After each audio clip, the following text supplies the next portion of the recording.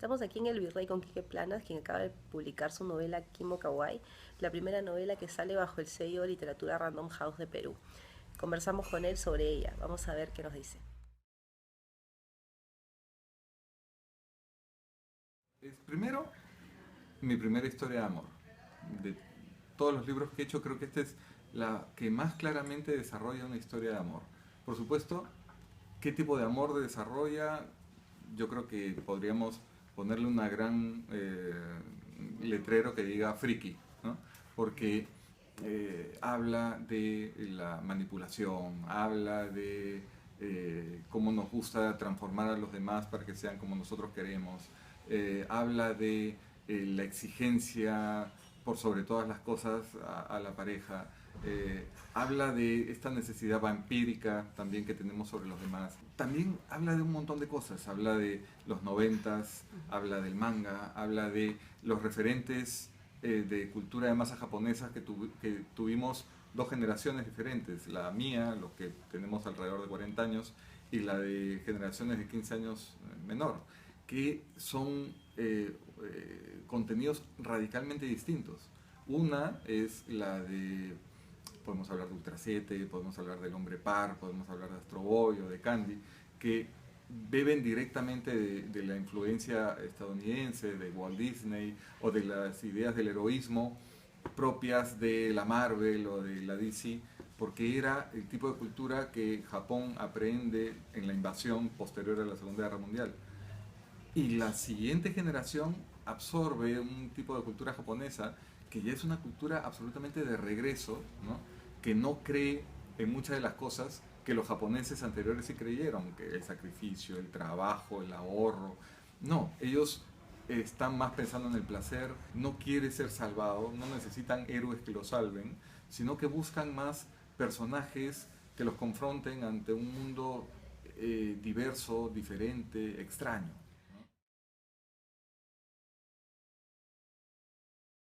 Yo creo que ellos dos en la historia coinciden en una galería de arte frente a un cuadro, que es un cuadro decimonónico, Sí. neoclásico, pero lo curioso es cómo sirve también para pensar que muchas veces las relaciones románticas confluyen por razones equivocadas, ¿no? Porque, por ejemplo, él se siente identificado con el cuadro o adora el cuadro, porque es un periodista cultural que le encanta lo neoclásico, ¿no? Es una mirada conservadora del arte.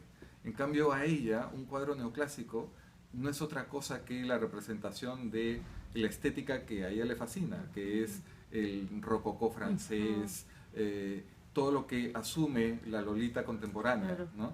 Y que además es una demostración de absoluta libertad, ¿no? Entonces, un cuadro con ciertos cánones estéticos nutre la pasión de dos personas totalmente distintas.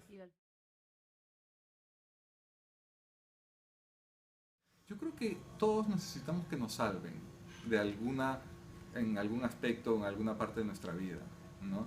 Eh, y es también forma parte de la contradicción natural que puede tener un personaje, ¿no? Que puede sonar muy resuelto y muy de regreso de todo para nuestro tiempo actual, pero que también tiene dolores, también tiene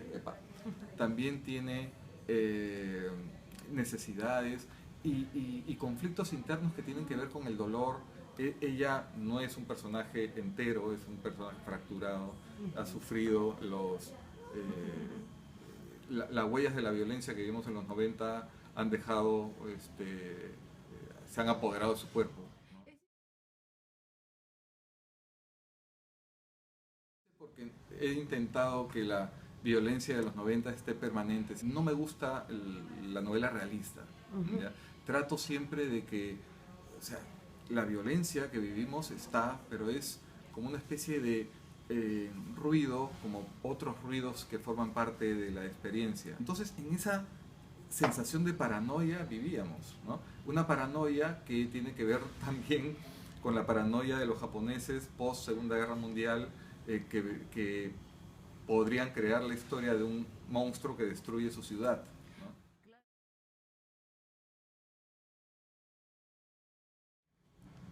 Las novelas necesitan investigación, ¿no? Entonces, de pronto tú tienes un personaje como el periodista cultural que reproduce algunos gustos, algunas pasiones que tú has tenido, por ejemplo, ser un fanático de Ultra 7 y todas las conexiones con tu infancia que puede tener Ultra 7 y todos los animes de la época, y de pronto te das cuenta de que frente a eso está el personaje de Michiko, que necesita también que investigues en todas estas mangas contemporáneos que son los que a ellas le apasionan. Así como tuve que revisar nuevamente los 47 episodios de Ultra 7, tuve que revisar muchos animes y muchos mangas que tuvieran, o sea, el manga es absolutamente diverso y no podía dispersarme en una investigación que no se acabara nunca. Entonces, creo que he intentado que en la novela aparezca el manga, pero desde el hombre par hasta, podríamos hablar, no sé, Sailor Moon o Evangelion, todo lo mejor del manga de los años 90. Y además tampoco me interesaba los personajes por hacer una especie de listado de personajes manga para la novela, sino si están es porque intento establecer conexiones entre esos personajes y qué nos dicen para la cultura contemporánea o para la sensibilidad contemporánea.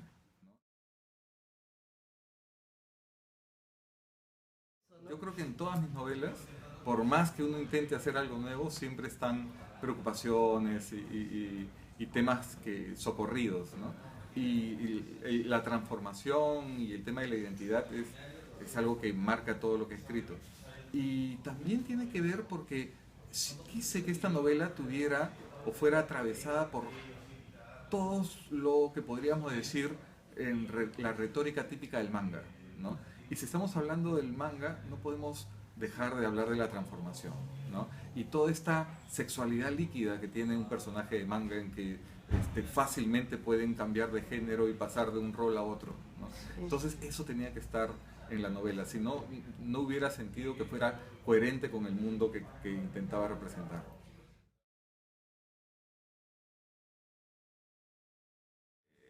Me interesa mucho la literatura japonesa, más el haiku, te diré, porque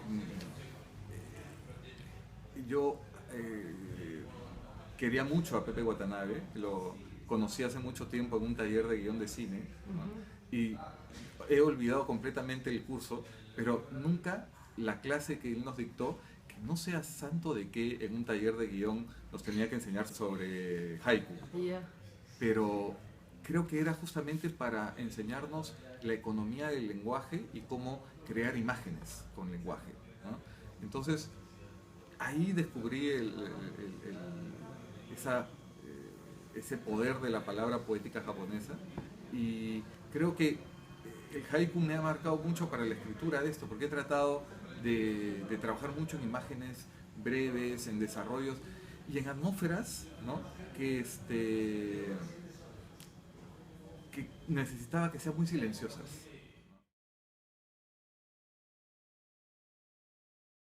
A mí lo que me gustaría es que detesto los libros que te hacen sentir bien, detesto los libros que te hagan sentir más tranquilo o que te den respuestas.